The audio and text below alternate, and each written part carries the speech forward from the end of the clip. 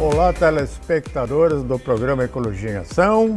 Estamos com vocês hoje tratando de um tema muito grave aqui em Joinville, que é a questão da dengue. A dengue realmente pegou pesado aqui. Em Santa Catarina, Joinville é a cidade, o município que mais casos apresentou nos últimos 3 anos. Mas a minha introdução desse programa hoje, ela diz respeito a um contato que eu em 2019, quando surgiram os primeiros 2 casos que foram noticiados pela imprensa. 2 casos que vieram de fora, pessoas que vieram contaminados de outros municípios, vieram para Joinville para doar sangue para os mosquitos que não estavam infestados em Joinville. Então eu fiz um contato. Eu tentei ajudar a turma da Anvisa, da Secretaria da Saúde, para tentar fazer uma programação de isolar os 2, que logo em seguida passaram a 4, certo? No final de 18 a 2019, e tentar isolá-los para evitar que eles fossem doadores de sangue contaminado. Mas o poder público não dá atenção para a iniciativa privada, menos ainda para profissionais autônomos. Não deram atenção. E aí o prejuízo, se veja só o que prejuízo que causou. Deixaram os doadores de sangue soltos na cidade, não fizeram nenhuma contenção, a saúde foi liberada e agora o prejuízo é grande, é enorme, gigantesco. O sofrimento é enorme. Graças a quem? A falta de atenção dos funcionários públicos da Secretaria da Saúde de Joinville, naquela administração, e da Anvisa. Os mudos e surdos da Anvisa que sabem tudo. É o que deu. Agora eu vou mostrar para vocês o programa que eu gravei há 3 anos atrás, e prevendo o que ia acontecer e que realmente aconteceu. Vamos assistir então a reprise deste programa sobre a dengue. O programa hoje é um programa dedicado ao Aedes aegypti, um mosquito muito importante. Quebra os orçamentos dos municípios na saúde. Se o prefeito, os vereadores, Secretaria da Saúde, Anvisa, não forem humildes o suficientes, o bicho pega. Estamos com 2 infectados em Joinville. Foram picados por insetos portadores do vírus do Aedes aegypti. O mosquito que carrega esse vírus da dengue, como pode carregar o vírus do Zika e da chikungunya. Mas eu vou mostrar para vocês alguns vídeos educativos para que eu não pise na bola, porque eu não sou especialista nisso. De especialistas que vão contar para vocês a questão do mosquito, do vírus, como ele se desenvolve, de que forma ele ataca, para que a gente tenha noção. Isso não é brincadeira, gente. Estamos com 2 esse ano. Nós poderemos chegar no ano que vem com 2.000, se nós não tomarmos cuidado. A Anvisa e a Secretaria da Saúde do município estão trabalhando arduamente. Até parece que o Exército vai ajudar nos bairros mais vulneráveis, onde a presença do Aedes se faz constante, em quantidades grandes, muitos focos, porém poucos focos foram identificados com o mosquito carregando o vírus dessas 3 doenças. Mas o que eu quero mesmo chamar a atenção é para, com esses 2 infestados que estão em Joinville, o que fazer com esses 2? Eles são 2 depósitos de sangue com a dengue. Eles são doadores Mosquitos, venham, que eu vou dar sangue doente para vocês infestarem milhares de pessoas de Joinville. O que a saúde e a Anvisa deverão fazer com esses dois doentes? Deixar largado por aí? Ou colocar numa quarentena até que eles se curem? Será que eles vão ser eternamente doadores, portadores dos vírus? Então é importante que aquele indivíduo, esses dois que estão contaminados, fiquem em casa, num quarto com tela nas janelas e nas portas, controle total do mosquito, para que eles não sejam doadores de sangue contaminado. Porque eu acho que é mais barato pagar a conta desses dois do que pagar a conta nos hospitais com medicamentos do Estado de dinheiro que não existe. São milhões de reais que serão gastos se nós tivermos uma endemia aqui em Joinville. É isso que a Anvisa e a Secretaria da Saúde e o governo municipal devem ter em foco. Vamos monitorar de perto, muito de perto, esses dois que estão doentes. Eu vou deixando vocês aí com as imagens, elas por si só se esclarecem. Não deixem de prestar atenção, porque a gente sempre acha que o cara que está com dengue é o vizinho. Na casa da gente isso não acontece. Acontece sim. Acontece sim. Lembre-se que o Brasil há muito tempo está debaixo de mau agouro. As coisas aqui se desencaminharam e também na saúde desencaminhou tudo. As mudanças climáticas com o aumento das chuvas e da temperatura da atmosfera está promovendo essa proliferação esse ano de mosquito no bairro do Floresta. Tem mosquito como nunca teve. Eu moro 45 anos no Floresta e só me lembro de mosquito quando eu fui morar no Floresta, em 72. E Floresta é um lugar onde tem muitos focos de mosquito do Aedes aegypti, porém, focos de mosquitos que não estão infectados do vírus. Ciclo de vida do Aedes aegypti. O acasalamento do Aedes aegypti se dá dentro ou ao redor das habitações, geralmente nos primeiros dias depois que o mosquito chega à fase adulta.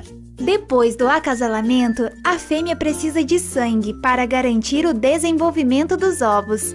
É nessa fase que ela pode transmitir o vírus da Zika, o vírus da dengue ou o vírus da febre chikungunya ao homem.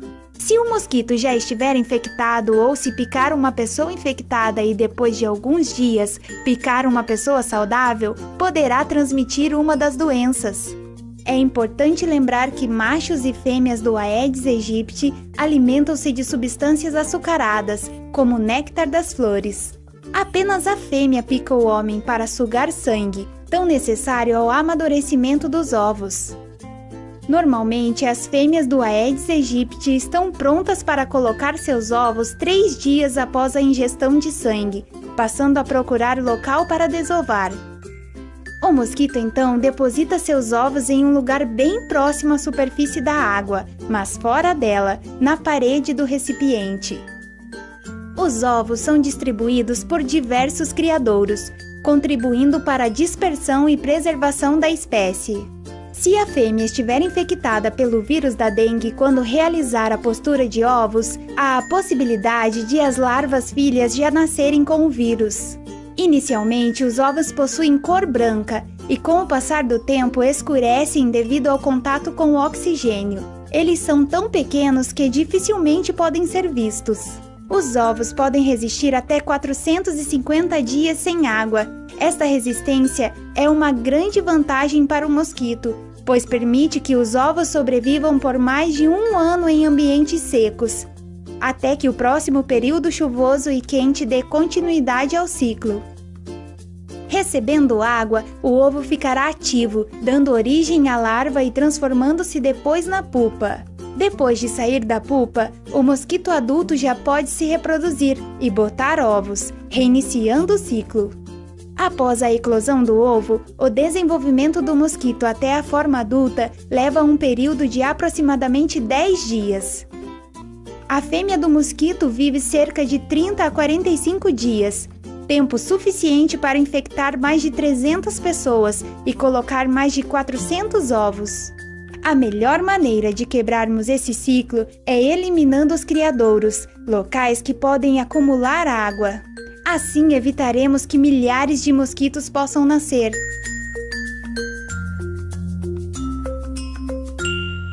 Talvez nenhum outro tipo de animal seja tão nefasto para os seres humanos quanto os mosquitos. Eles transmitem agentes infecciosos de diversas doenças que se tornaram grandes flagelos ao longo da história da humanidade. Além da malária e da filariose, os mosquitos transmitem outras doenças, mais de etiologia viral. São infecções originalmente restritas ao ambiente silvestre e que passaram a causar transtornos à saúde pública das populações residentes nas áreas urbanas e semiurbanas dos países de clima tropical e subtropical. Conhecidas como arboviroses, seus agentes denominam-se arbovírus e têm diferentes características moleculares e antigênicas. Dentre as arboviroses transmitidas por mosquitos de maior incidência no ambiente urbano, destacam-se a dengue, a zika, a chikungunya, a febre amarela, a febre do oeste do Nilo e outras arboviroses causadoras de encefalites. Coincidentemente, os vírus dengue, zika, febre amarela e chikungunya são transmitidos pelo mesmo vetor. A dengue representa um dos principais problemas de saúde pública no mundo desde os anos 1980. A disseminação recente da chikungunya e da zika nos países onde já existem casos de dengue desestabilizou ainda mais os sistemas de saúde.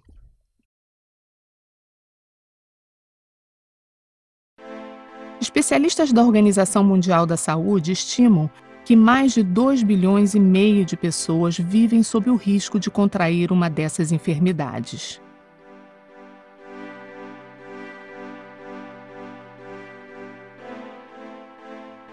A rápida disseminação dos casos de Zika pelos diversos países do continente americano levou a OMS a declarar situação de emergência na saúde pública internacional, principalmente devido à relação da Zika com casos de microcefalia e outras complicações neurológicas, relatadas em neonatos durante a epidemia por esse tipo de vírus no Brasil em 2015. O vírus da dengue e da zika estão classificados no grupo dos flavivírus, o vírus da chikungunya no grupo dos alfavírus. As partículas dos flavivírus e dos alfavírus são arranjos moleculares esféricos. Os flavivírus medem aproximadamente 50 nanômetros de diâmetro. Já as partículas dos alfavírus medem 60 nanômetros. Portanto, trata-se de agentes que só podem ser visualizados ao microscópio eletrônico. Mesmo assim, o que o microscópio mostra é a sombra ampliada da partícula viral.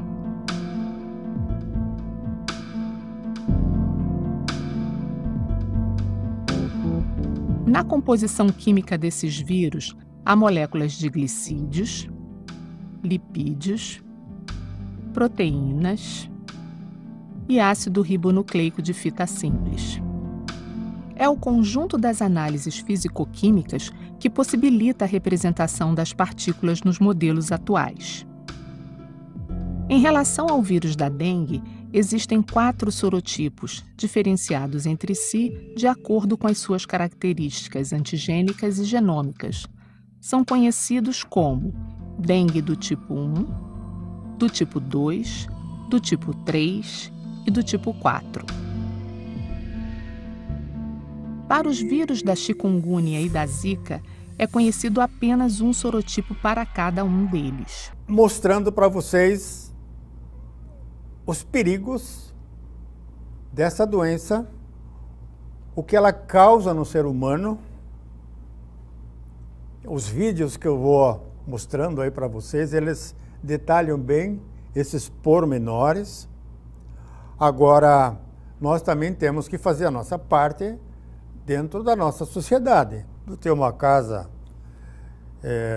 em topo de morro, não tem banhado lá, não tem águas paradas, mas a quantidade de recipientes que continham água e larvas de mosquito era grande. Eu mesmo não estava nem me apercebendo do que estava acontecendo. Estava reclamando da quantidade de mosquito, a minha mulher também. Dentro de casa nunca teve mosquito, esse ano tem. E o perigo está ali. Cada semana tem que percorrer todo o quintal da casa, tem que pegar a escada e encostar para ver como é que estão as calhas, se tem água dentro das calhas da chuva. Caixa d'água tem que estar fechada. Se você tem tanques de água, tem que ter peixe dentro que se alimentem das larvas. Tem que ter. Quem trabalha com água da chuva para irrigação tem que fechar bem esses recipientes ou colocar dentro deles pequenos peixes que se alimentam das larvas dos mosquitos. Aqueles que tiverem muito mosquito na redondeza poderão se beneficiar com a colocação de tela nas janelas e nas aberturas, portas, aquelas portas de bater como a gente vê nos filmes americanos. Eles se protegem do mosquito com telas. É uma cultura de um povo. Eu, durante muitos anos, 40 anos, tive tela nas minhas janelas em casa e nas portas, mas como essas telas foram emolduradas com alumínio, um dia eu cheguei em casa, os ladrões, os maconheiros, os craqueiros, para comprar uma dose de crack, quebraram todas as minhas molduras de tela. Eu fiquei desprovido, desprotegido, graças a esses bandidos que circulam aí nas nossas ruas, desocupados, crianças que não podem trabalhar e vão para a droga. Complicado. Prestem atenção, a doença é gravíssima. Depois tem a dengue hemorrágica, coisa perigosa. Não brinque em serviço, saúde é a melhor coisa, é o melhor dom que a natureza nos propicia, saúde. Não brinque com a saúde, cuida do teu corpo.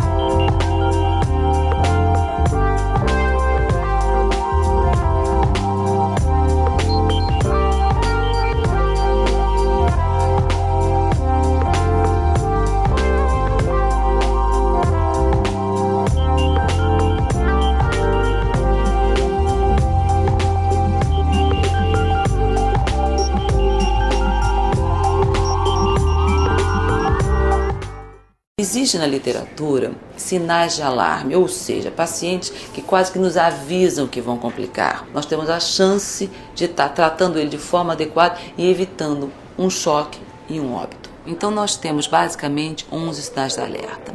Os mais frequentes e mais significativos, são a dor abdominal intensa e contínua. Uma dor abdominal que ela começa na região periumbilical, ela se espalha por todo o abdômen e ela tem como característica o fato de não responder a analgésicos comuns. Na parte clínica, ela lembra a dor da pancreatite.